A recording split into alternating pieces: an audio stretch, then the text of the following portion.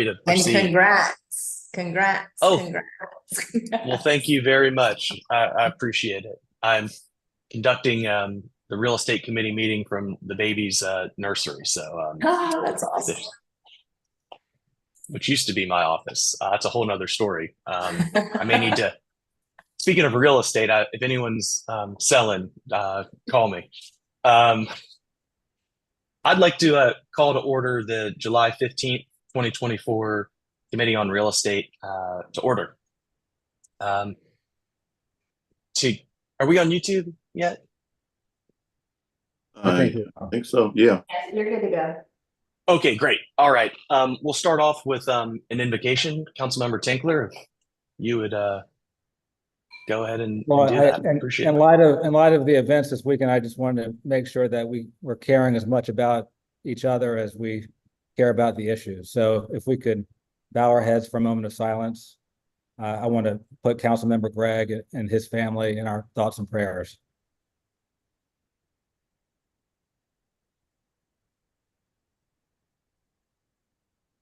Amen. Thank you, Councilmember Tinkler, and absolutely hearts and thoughts go out to Councilmember Gregg and his family during this difficult time. First item on the agenda is approval of the June 17th, 2024 meeting minutes. Can I entertain a motion? So moved. Okay, moved and properly seconded. Any discussion? Hearing none, all in favor, please say aye. Aye. Aye. Aye. Any opposed? Hearing none, the ayes have it. Next item up is an authorization for the mayor to execute a purchase agreement for property, about 4 acres of property over in West Ashley for the city police department's fleet and radio shop. And I see Miss Dinwoody has turned on her screen. Please take it away. Sure. Thank you very much. Good afternoon, council members. This would be a agreement with Ashley Hall Center, LLC. Ashley Hall Center owns it's 2 parcels of land, approximately 4 acres, right at the corner of Savage Road and Executive Hall. To give you guys a visual, I'm happy to share my screen to show you guys if anybody is unfamiliar with this location, if that's okay.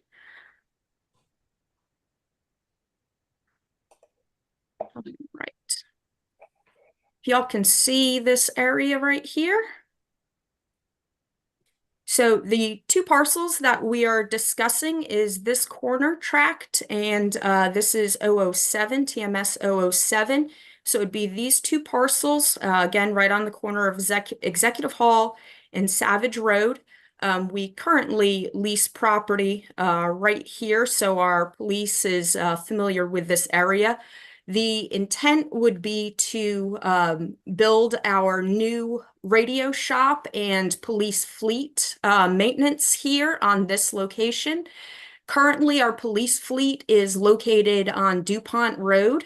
We lease that property, so I see this as an opportunity to get out of that lease. Our radio shop is located at Milford, also on land not owned by us. It's at the Milford site with the rest of the city ops. So this would be an acquisition for about $1 million for just under the 4 acres. Again, we would be doing the fleet and maintenance here. There's a 90-day due diligence period under this agreement, which has already begun to run. The seller was gracious to allow us to start due diligence early with a lengthier due diligence period, so that hopefully the goal would be, as long as there's no issues, we would be closing prior to the end of this year.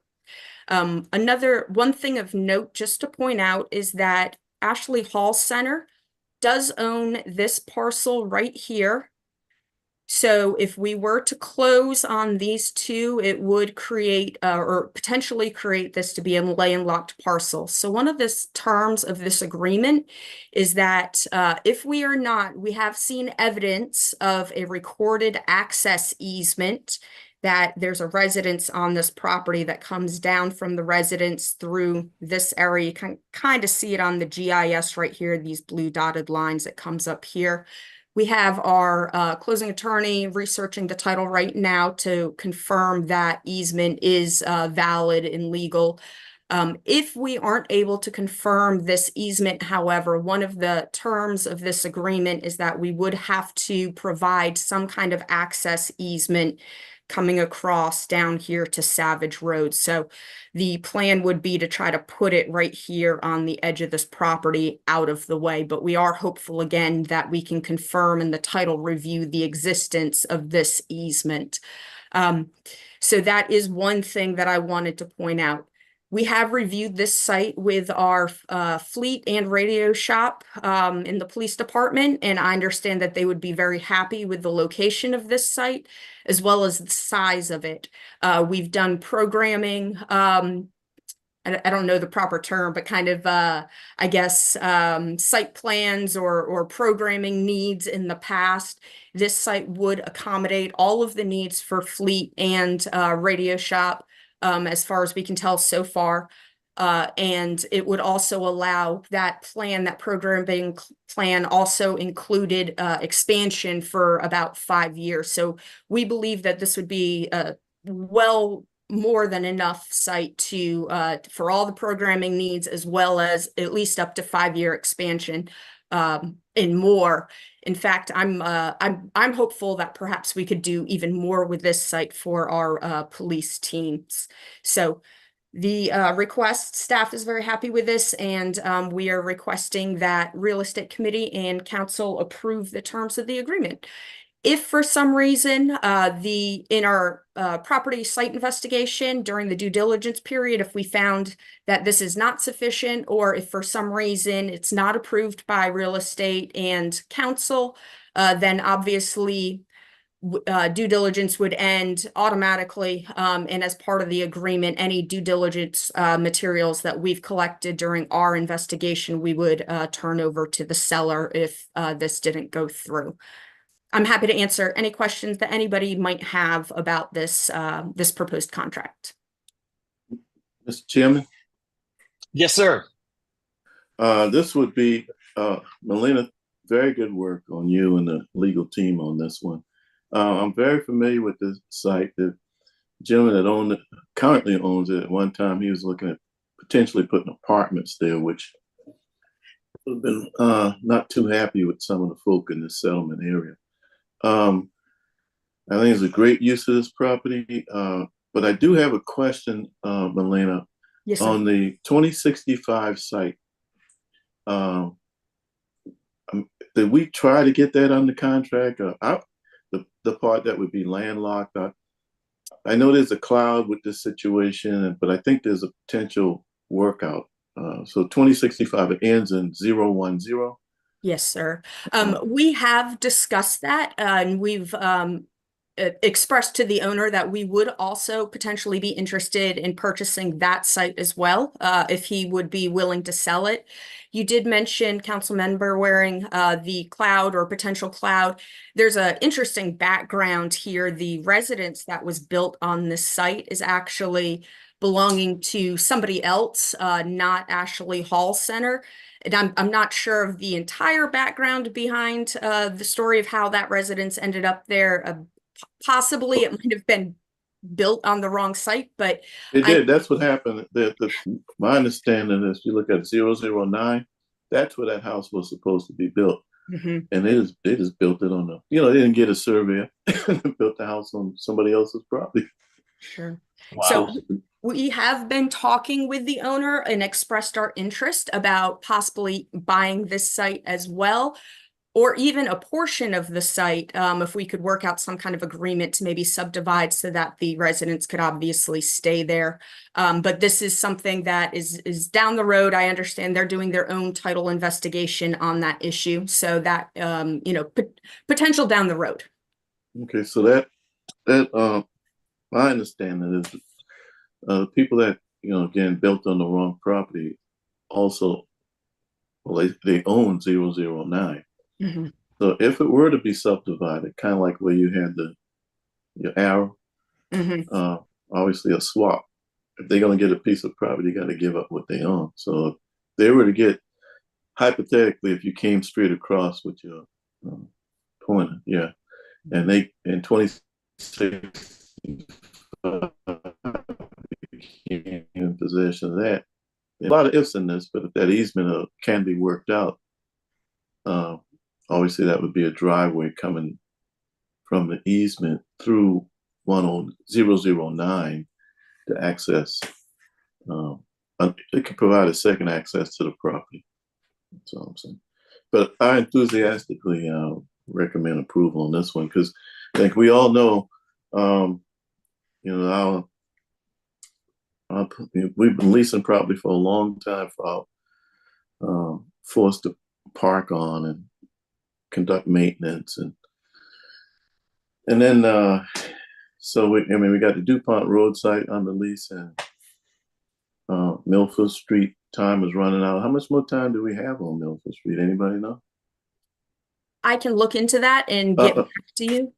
Oh, no problem. I know time is short. Let's put it like that. So I'm gonna move for approval on this. But I was thinking, so the person that owns, the 2065 site, that's different than that's a different owner than that owns the larger parcel that we're gonna vote on today. I believe so. Ashley Hall Center, who would be purchasing these two properties from, is technically the title owner of this parcel as well, per the records. So I'm not sure. The house on it itself, I'm not sure if that is being considered part as an improvement of that parcel, or if there's any kind of title out there showing that they own the building. The resident owns the building, but that would be part of our title investigation as we look into that a little further. Just to be clear though, what we're discussing right now, this parcel is not part of the contract having to do with this at all. That would be a separate issue. Yeah, I understand that. My question was, why would that not be a portion? It's going to be landlocked. You need almost a helicopter to get to it. It almost gives the owner a second bite of the apple, if you know what I mean. So we come and buy the property next. It would be good to have at least enter into a conversation. I'm gonna vote approval on this, but it would be nice to have that other tract of land that I think should be gotten at a reasonable price. Mm-hmm. And we will continue those discussions and investigation on the title to this property to see if we can work something out for that one. We do see this as an opportunity though to at least get these 4 acres here for our police teams.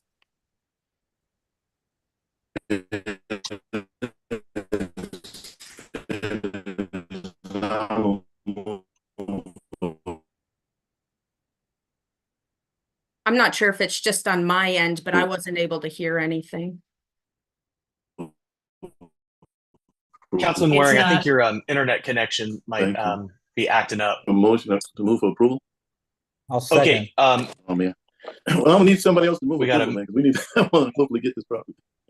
Well, I heard Councilmember Waring move to approve this item, and I believe Councilmember Tinkler seconded it. So we've got it on the floor for discussion. Any other comments or questions from council members? I've got a few questions, but I want to let my colleagues go first. Councilmember I have Tinkler. one comment. Having toured the radio shop recently, they are in dire need of a new space. So I think this is a very important project.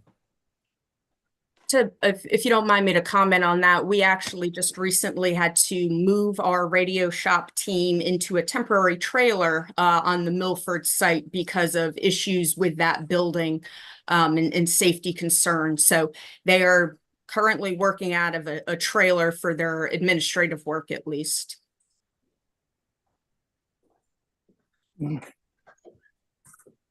Councilmember Bowden. Thanks. Is there anything else at the Milford Street site that police are doing that would make sense to go at this site as well? As far as police at the Milford site, I don't think that we have any other police facilities at the Milford site. I could be mistaken about that. I believe that I saw Mr. Newsom on if he wanted to comment on that, but I don't think that we have any other police at that site. To be perfectly candid, one of the other things that I've been considering for this site, we've been discussing internally, is possibly if the brigade warehouses could fit on this site as well. That is also on property that we lease for quite a bit of money on an annual basis. So we are looking for other ways to use this site for police. I mentioned that right here across the street, we're leasing office space here for our Team 3 as well.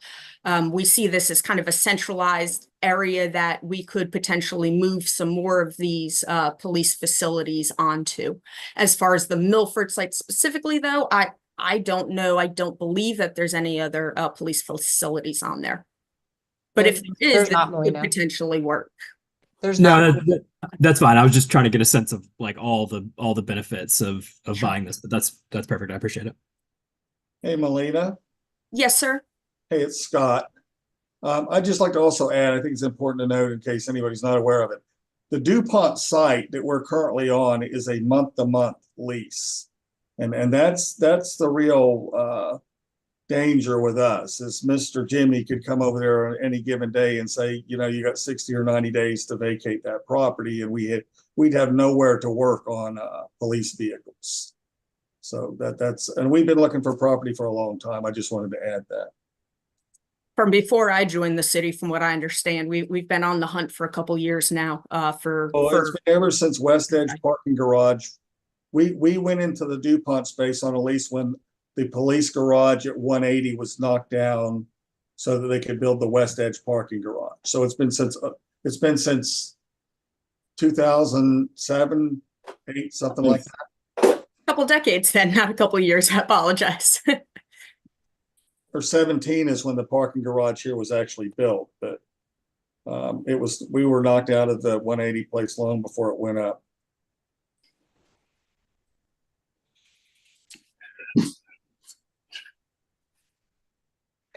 Good deal. So I had a couple questions here. I just went over to the city's zoning map online and realized that these parcels are in the unincorporated part of the county. These parcels are actually not in the city of Charleston. So that coupled with the fact that we've got residences nearby, in addition to what looks like some commercial operations and things like that, I wanted to know if there had been any thought about potential concerns about impacts to residences and future zoning for the site to accommodate this use, which, you know, is not going to be super intense, but it's not a residential use, certainly. That's question number one. And then question number two is, have we done some preliminary work on, stormwater related issues, wetlands, things of that nature? As we all know, that can be a challenge even for the city's own projects. And so just wanted to kind of get some initial thoughts on those two due diligence items that were hopefully underway already. Yes, sir. To speak on that, so you did mention, as you noticed, these are currently zoned as residential properties. We have reviewed this just on a very early basis with our zoning department, and they do believe that we would be able to rezone these after closing. It would be on us to annex them into the city. We would annex and request to rezone them as business park. Currently, you'll actually see on today's agenda, this property right here is owned by Mr. Marchink, and they have petitioned to annex this parcel into the city. I understand that they are also going to be requesting that this be rezoned as business park as well. We have, Julie and I kind of did a preliminary meeting with Mr. Waring to discuss the fact that these would need to be annexed and rezoned. And since it is in a settlement community area, what the plan is currently is assuming or hoping that this passes real estate committee in the first reading at Ways and Means and Council. At that point, we want to try to arrange for a neighborhood meeting to discuss with the community what the plans are for this site to receive their feedback as well. I've already discussed that with Eric Pullman. We've discussed with Mr. Waring briefly. So the plan is to try to do this between if it were approved tomorrow at first reading, to do that prior to going back for the final reading, August 20th by council. So we have we're investigating, and we do have a plan in place to meet with the community. As far as the stormwater concerns that you brought up, I do believe that the owner has done a kind of preliminary wetland study that we've received. There are wetlands in this area. And we're going to be turning that over to Stormwater, our capital projects team, to have them investigate, will this fit with those wetlands, or what can be done in this area because of the wetlands. So we have started, like I said, we have started the preliminary investigation as our due diligence. And if we determine, if our stormwater determines that this is not going to be a suitable site, then obviously we are able to terminate the agreement. The earnest money is $20,000, which would be fully refundable if we ended up deciding that this site would not work for us and terminate during that investigation period. Well, that's an excellent answer, and it assures me that y'all have got your eyes on the ball of some very important issues here. Upzonings, stormwater regulations. I mean, this could be the right price, all the great, selling points, but if we can't actually accomplish what we want to do on site, that's all for naught. So great to hear that y'all have got that in view, and it looks like we'll get some answers on both points during the due diligence period, which is reassuring as well. Any further comments or questions from the committee? All right, let's vote. All in favor, please signify support by saying aye. Aye. Aye. Aye. Any opposed? Hearing none, the motion passes. Best of luck to everybody on this one. Hope it can work out. Thank you. The next item up is a authorization from council to approve a sixth amendment to a sale agreement, and this is in connection with Fire Station 20. Who is here to present on this one? Ms. Dinwiddie again, please take it away. So you guys are very familiar with this contract at this point for the Enterprise Drive site. This is approximately 1.35 acres off of Enterprise Drive on Clements Ferry Road, which would be the site of our future Fire Station 20. We are currently leasing property for that Fire Station 20. We are requesting, currently the due diligence period would expire August 29th. We are requesting a 60-day extension on that due diligence period. This is actually at the request of the developer. We met with the developer about 2 weeks ago. They are making significant progress. It sounds like they are, I believe they just pulled their permits to start the clearance and the bringing in fill on the fire station site to start to get that pad ready for us. So what this extension is doing is it's bumping due diligence 60 days. So that would end just prior to Thanksgiving. Closing would be within 30 days. So we would still be closing prior to the end of this year. It would allow for the developer to finish some of those deliverables that are under the contract, such as clearing the site, bringing in the fill dirt to our site, compacting it, building out the access road and digging out the stormwater pond that is off-site, which would serve for our site for the construction. Again, this was at the request of the developer. Staff feels comfortable that we will be closing on this property, so we felt comfortable recommending that this request for extension be approved. Okay. Move for Thank you approval. so much. Motion has been made. Can I entertain a second? Second. Second. All right, moved and properly seconded. Any discussion? Hearing none, all in favor of this extension, please signify support by saying aye. Aye. Aye.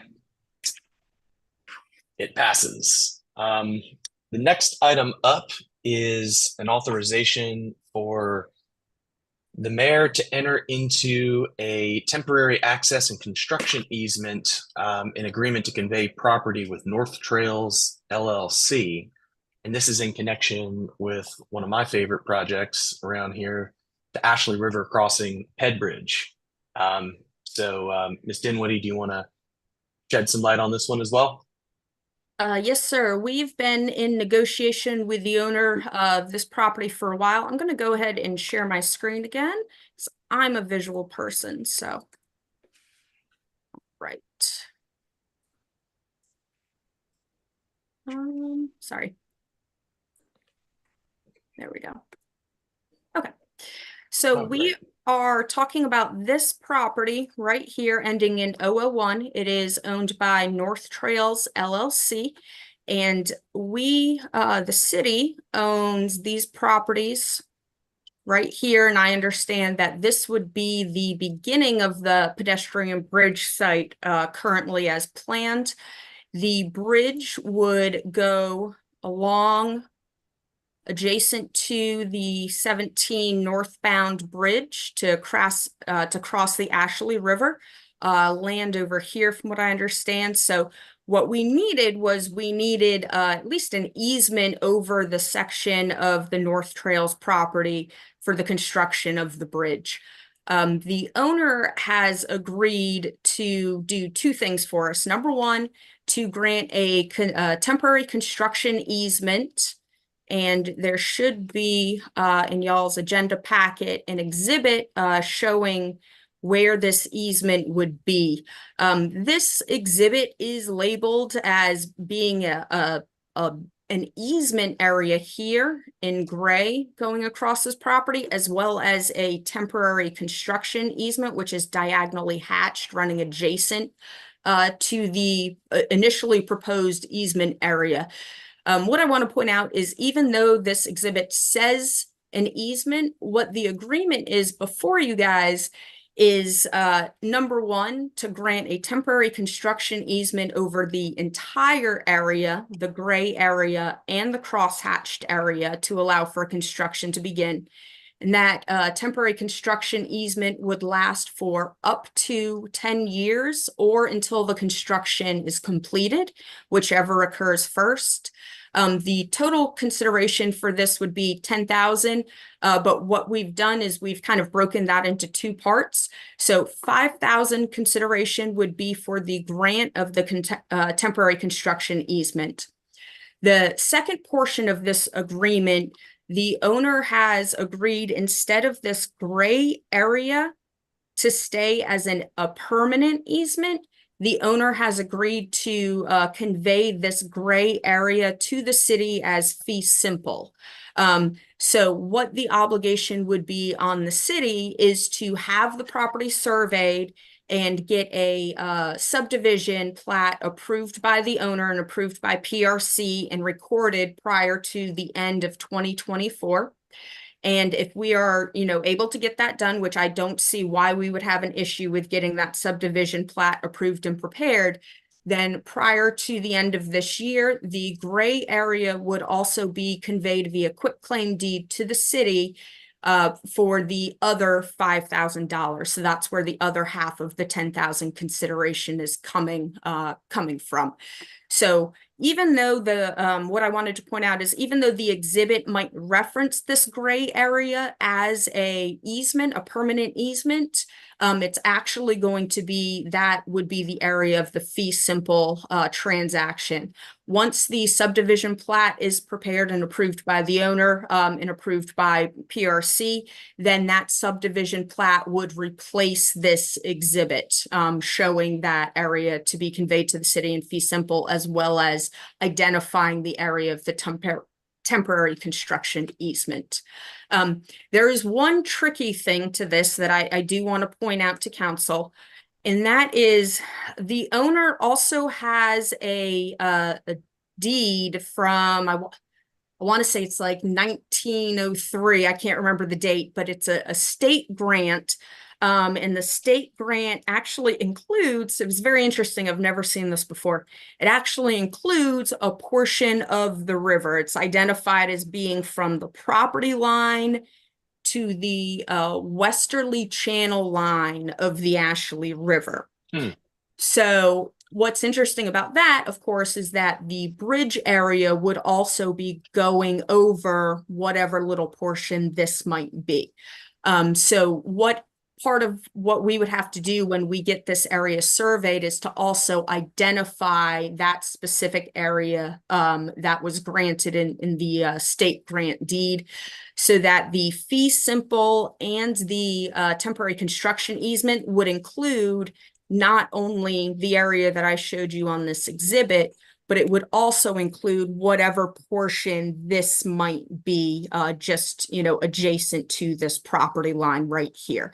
So that would be part of the survey work that we would be having done again prior to the end of this year.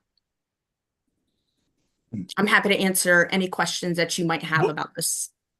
But to the extent there is any additional area identified as part of that survey, would that be wrapped into the $5,000 or $10,000 transaction here, or is that a? Yes, it would.